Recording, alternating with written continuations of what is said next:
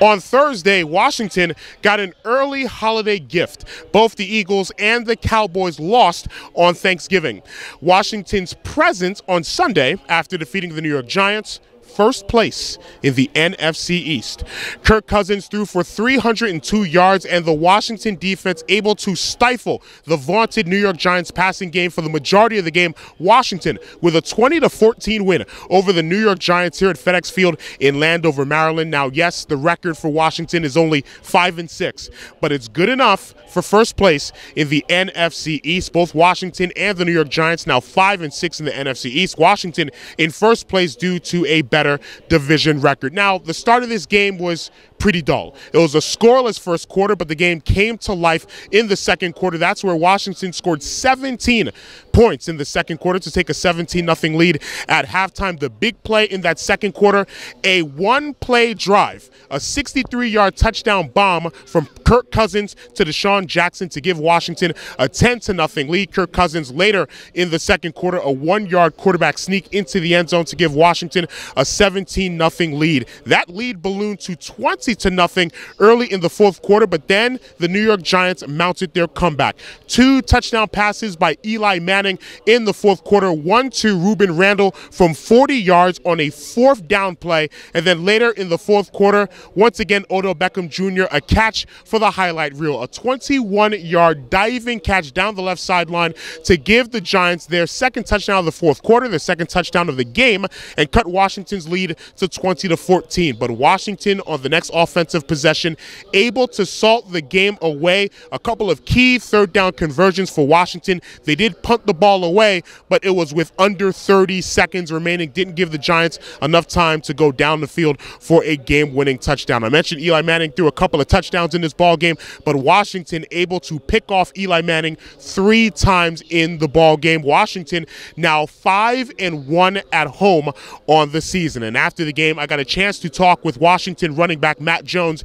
He had a big 45-yard pass reception out of the backfield, which set up Kirk Cousins' 1-yard touchdown plunge. And I asked him to begin our conversation.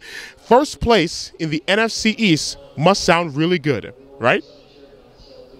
I feel great, man. I mean, beating those guys, we definitely know we wanted to beat them, you know what I'm saying, because we didn't like them. So, I mean, it was definitely good for us and good for the team. Why didn't you like them? Just a rivalry game, man. We don't like the Giants. That's what it is.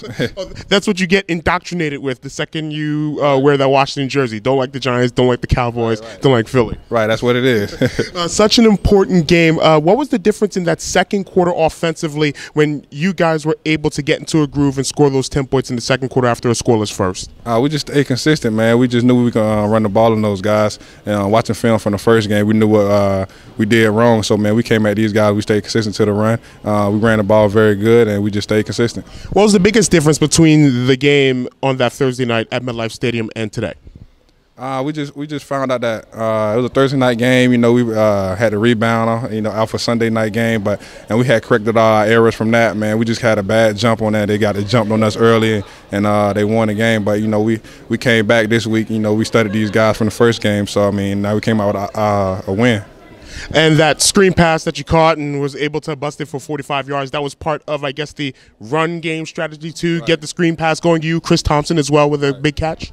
Yeah, man, it's definitely part of that, man. When you run the ball downhill, they keep expecting you run the ball downhill. So I just slipped out on the screen, man, and hit him for 45. So I mean, it was great for our offense to get downfield and a great drive. We scored on that, so it was good. And then on the sideline, seeing the defense pick off Eli Manning a couple of times in the first half, in the end zone, in the second half as well. That to give you guys a lot of confidence in that first half and the second half. It was good, man. Seeing a great quarterback like that, knowing we can hold him to a minimum. Quentin Dunbar, one of my favorite friends. We grew up with him, and he got a pick on that. I was happy for him, man, to see him get a pick on Eli Manning. So, man, which was good, man. So I'm happy for that defense. Yeah, Quentin, the former wide receiver. What was your reaction on the sideline when you saw Quentin whiff the ball in the end zone interception? Oh, man, I'm in the air, man, smiling for joy for him, man. I couldn't wait till he come to the sideline and tell him I love him, man, and keep on grinding.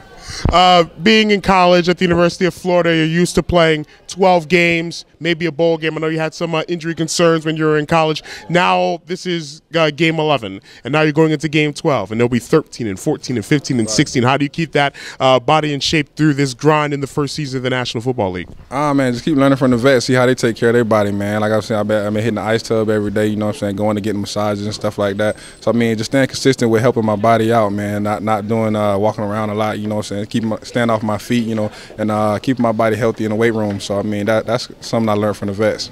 How much, when you're on the sidelines, are you watching the defense and hoping for a big play compared to watching Odell Beckham Jr. and see what he does next? I watch the defense all the time, man, but that guy's exciting guy to watch, man. He's a playmaker, you know, and everybody respect him, man, because he's a playmaker, but he definitely excited their team.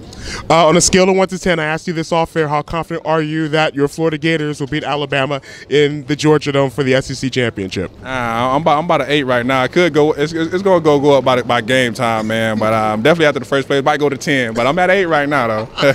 Matt Jones of Washington, thank you so very much for joining us. All right, thank you.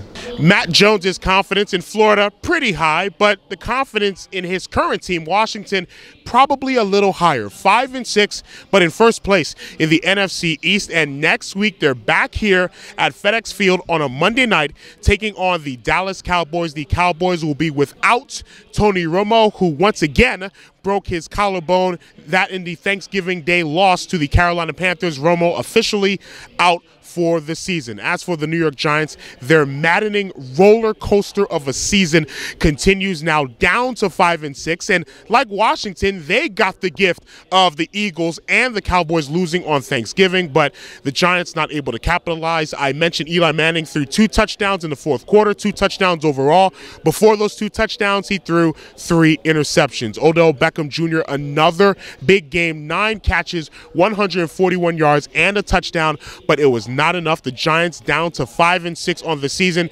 They go back home for a huge game at MetLife Stadium. They will take on their co-tenants, the New York Jets. The Jets are now 6-5 after their win at MetLife Stadium today against the Miami Dolphins. So stay tuned to A Lot of Sports Talk and ALOTOFSportsTalk.com.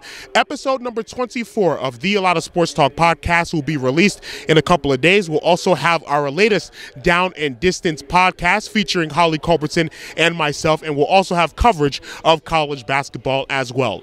Once again, our final score, Washington 20, the New York Giants 14. Washington, the Beasts of the NFC East right now.